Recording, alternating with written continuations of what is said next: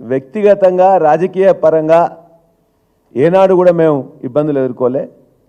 గత 9 నెలలుగా వ్యక్తిగతంగా నా మీద, నా కుటుంబం మీద, నా విద్యా సంస్థల మీద విపరీతమైన దాడి చేస్తున్నారు, ఇబ్బందులు పెడుతున్నారు. రోజు పొద్దున్నే ఒక రెవెన్యూ కానీ, లేకపోతే ఇరిగేషన్ కానీ, లేకపోతే విజిలెన్స్ కానీ, లేకపోతే ఎన్ఫోర్స్మెంట్ వాళ్ళు కానీ, ఇంటెలిజెన్స్ వాళ్ళు కానీ, పోలీస్ వాళ్ళు కానీ ఏదో దాంతో వస్తారు బెదిరించడం. అది వేరే వాళ్ళు ఎవరో కంప్లైంట్ ఇచ్చిందని చెప్పేసి, కంప్లైంట్ ఇస్తే ఇవ్వండి అంటే లేదు ఓరల్గా ఉందంటారు. మేము కంప్లైంట్ ఇట్లా ఇబ్బంది పెడుతుందని చెప్పేసి మేము కంప్లైంట్ ఇస్తే పోలీస్ స్టేషన్లో తీసుకోరు. ఇతరులు కంప్లైంట్ చేస్తున్నారని చెప్పేసి మా దగ్గరికి మాత్రం వచ్చి ఇబ్బంది పెడుతుంటారు. కాబట్టి 9 నెలల్లో నా మీద కానీ, నా విద్యా సంస్థల మీద కానీ జరిగిన దాడి 25 సంవత్సరాలు ఎప్పుడు జరగలే. ఇది సరైనది కాదని చెప్పి నేను భావిస్తున్నా. ఇవాళ విద్యా సంస్థలు బాగుంటే, విద్యార్థులకు సేవ అందుతే, మంచి క్వాలిటీ ఎడ్యుకేషన్ ఉంటే వస్తారు తప్ప ఇవాళ బీఆర్ఎస్ పార్టీ అనో పల్లరాజేశ్వరుడు అనో ఎవరు చేరరు. ఇవాళ రాష్ట్రంలో NIRFలో 5వ ర్యాంకులో వచ్చిందంటే అక్కడున్న క్వాలిటీ ఎడ్యుకేషన్ ఇస్తున్నాం కాబట్టి వచ్చింది తప్ప మరొకటి కాదు. ఇవాళ మెడికల్ కాలేజీ కూల్స్తామని చెప్పేసి ఏదైతే వాళ్ళు ప్రయత్నం చేస్తున్నారో దానికి సంబంధించిన నీటిపారుదల శాఖ, రెవెన్యూ శాఖ, కలెక్టర్ గారు, HMDA గారు అందరూ పర్మిషన్లు ఇచ్చిన తర్వాతనే ఆ యొక్క భవన నిర్మాణాలు చేపట్టినాం. అది కంప్లీట్ అయింది. ఇవాళ నీటిపారుదల శాఖ వాళ్ళే మాకు ఇచ్చారు. ఆ నీటిపారుదల శాఖ వాళ్ళు వచ్చి నిన్న కేసు పెట్టారు. ఆ కేసులో వాళ్ళు ఎక్కడ కూడా ఏం చెప్పలే.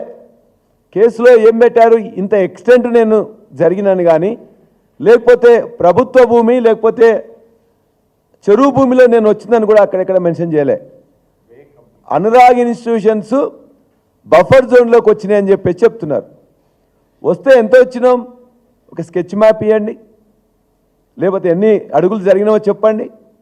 2017లో నేను తీసుకున్న తర్వాత ఇవన్నీ కట్టడాలు మొదలుపెట్టినాం కదా, ఈ 8 సంవత్సరాలు మరి ఏం చేశారు? కాబట్టి వారు చెప్పిన విధంగానే ఎక్కడైతే హద్దులు నిర్ణయించిందో ఇవాళ నా భూమిలో మాత్రమే నేను కట్టుకున్నాను. ఇవాళ పెద్దలు హరీష్ రావు గారు చెప్పినట్టు మీరు ఆ ప్రభుత్వ భూమి కానీ, లేకపోతే చెరువు భూమి కానీ 1 ఇంచు కూడా నా దాంట్లో ఉన్నట్లయితే, నేను ఎంకరేజ్ చేసినట్లయితే ఇవాళ మొత్తం విలేకరుల సాక్షిగా, రిపోర్టర్స్ సాక్షిగా సర్వే చేసి హద్దు పెట్టమని చెప్పండి. అప్పుడే ఆ JCBలు, బుల్డోజర్లు పెట్టి వారి సమక్షంలోనే నేను కొట్టేస్తా. ఏదన్నా వారికి ఇవాళ డిక్లేర్ చేసినట్లయితే వాళ్ళు ఒక సర్వే చేసి అది నోటిఫై చేసి దాని ప్రకారం నేను జరిగినా అని చెప్పేసి ఒక అధికార పత్రంగా వారి దగ్గర ఏమన్నా ఉన్నట్లయితే దాని ప్రకారం ఖచ్చితంగా నేను ఎంత జరిగితే, ఎక్కడ జరిగినా, ఏమున్నా కూడా అది మెడికల్ కాలేజ్ అయినా, హాస్పిటల్ అయినా దాన్ని 5 నిమిషాల్లో 10 నిమిషాల్లో నేను టైం నాకు ఇచ్చినట్టయితే ఖాళీ చేయించి నేను కొట్టేస్తా. అంతే తప్ప నేను ఈ యొక్క విద్యా సంస్థలు కానీ మిగతా వాటికి కేంద్రం కాకూడదని వారు చెప్పిన దాన్ని చెప్తూ, దయచేసి ఎన్ని ఇబ్బందులు పెట్టినా, ఎన్ని కేసులు పెట్టినా చట్ట ప్రకారం కోర్టును ఆశ్రయిస్తాం. మీ అందరూ కూడా విజ్ఞప్తి చేస్తున్నా, అధికారులకు కూడా విజ్ఞప్తి చేస్తున్నాం. ఖచ్చితంగా ఎక్కడైనా తప్పు జరిగితే చెప్పండి, నోటీస్ ఇవ్వండి, మా అనుమతులు పరిశీలించండి, తదనంతరం ఏ చర్య తీసుకున్నా దానికి సిద్ధమని చెప్పేసి కూడా నేను ప్రజలకు కూడా తెలియదలుచుకున్నాను. ఈరోజు రాష్ట్రంలో పేరుకు ప్రజాపాలన, కానీ జరుగుతున్నదంతా ప్రజా సమస్యలను పక్కదారి పట్టించే పాలన. సమస్యల పరిష్కారానికి బదులు సంచలనాల కోసం కాంగ్రెస్ ప్రభుత్వం, రేవంత్ రెడ్డి గారి ప్రభుత్వం సమయం కేటాయిస్తూ ఉంది. ఇవాళ రాష్ట్రంలో ఏం జరుగుతుందో మనందరం చూస్తున్నాం.